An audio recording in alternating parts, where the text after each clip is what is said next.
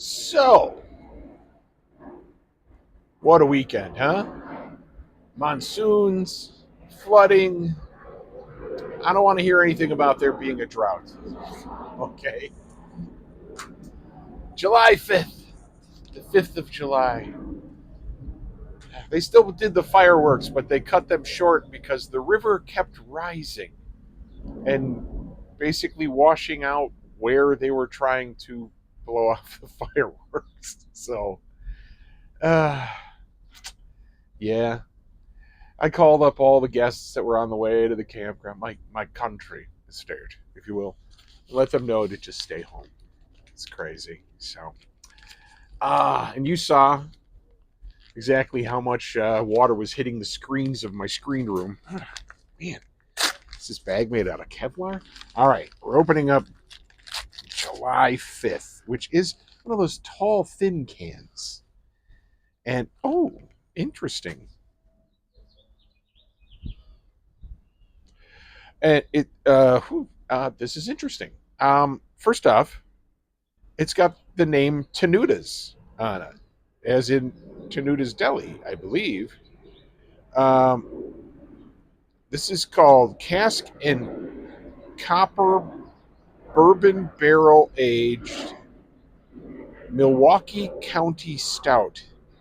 Imperial Stout brewed and aged in Milwaukee County, Wisconsin. Always keep this beer cold and enjoy fresh. Um, 65 IBU, which is actually, I don't find that to be high at all. 12% alcohol by volume. And this is the Explorium Brew Pub in Greendale, Wisconsin. All right. Trying to see. Brewed and canned by Explorium Brew Pub, Greendale, Wisconsin. Excellent. And it's got your standard government warning on there. Do not film animal porn if you're drunk and pregnant. So, all right. So let's give you guys a gander at the candor. It is a pretty can. Yeah. Hope you can see it better than I can. Jeez.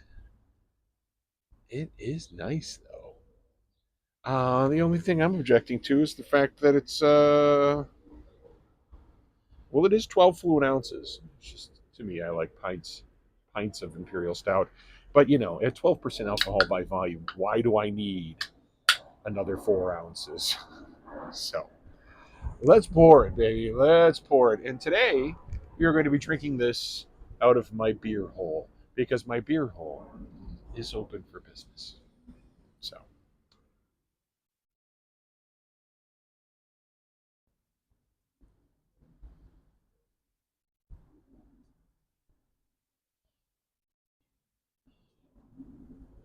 I must be pouring weirdly because that's the second beer in a row where the beer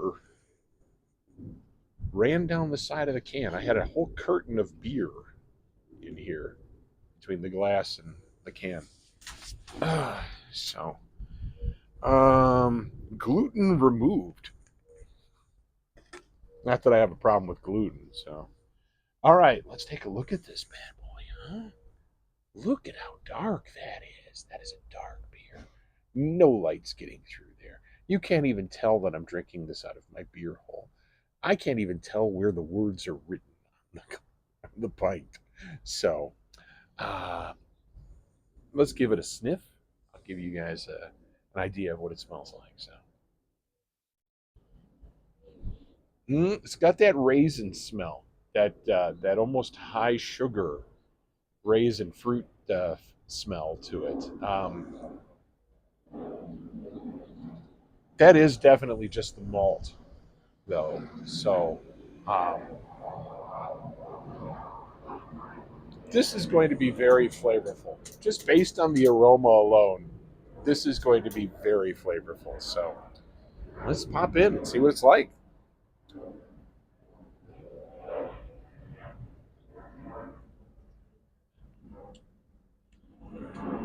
Oh, nice. This has classic Imperial Stout flavor. It is not crisp or clean.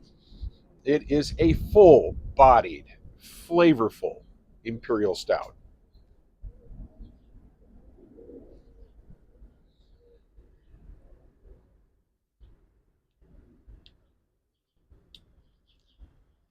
So when you hold it in your mouth, it's a tiny bit effervescent, just tiny bit, and you can taste most of the malt, and that's where that bitterness comes in, I believe. Once you swallow it, you get this wash of sweet, and then right after the sweet comes another wave of bitterness, and now I'm getting the roast. The thing that's lingering in my mouth is the roast of the grains, that sort of toast flavor, the blackened. Because, well, let's face it, they really roasted these grains dark to get a beer that black. So, and a head that brown. So,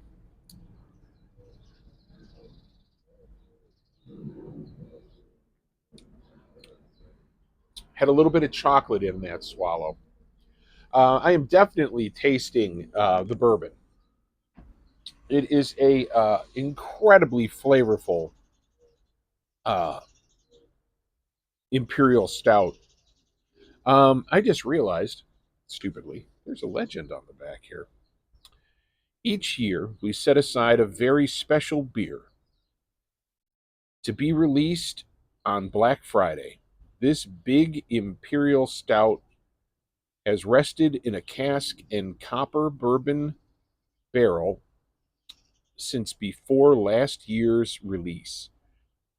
Expect a full body with complex wood, vanilla, and molasses notes drawn from the barrel. Psst, contains lactose. They took the gluten out, but they put the lactose back in, baby. Delicious. I am enjoying it immensely. Drink in a stem glass at 45 degrees. Here's, here's my stem glass. So I guess I'm not getting the full bodied aroma that I could if I was drinking it in the stem glass. But I will tell you, I feel that my nose is sensitive enough that I can pick up all the subtleties. And the big burst of allergies is gone, so I'm breathing easy again, and I can my smeller is back in working order. So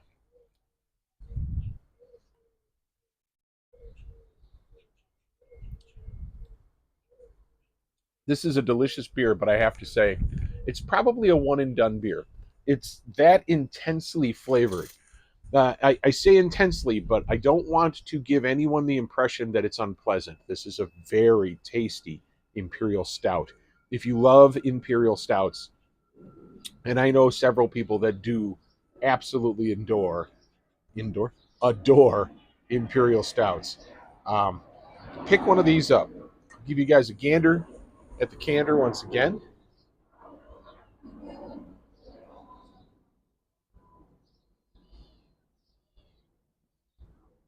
And if you guys see these in the store, I imagine they're being sold in 4 packs.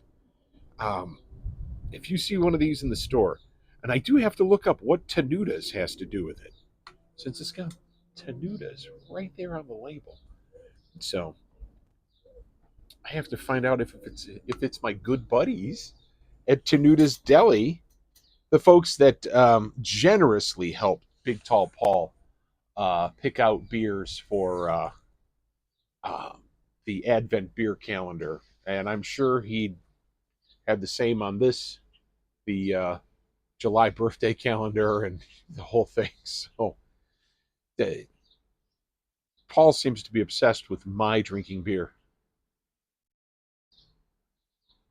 I love the boy. He's a bright spot on a rainy weekend. So thanks, Paul. Thanks for this one especially. And if this is the kids from Tenuta's, I am happy to report that this is an amazing beer, guys. I would love to find out from you directly how this all came about. So, all right, I will see you guys next time. I've got an awesome beer to share. Thanks.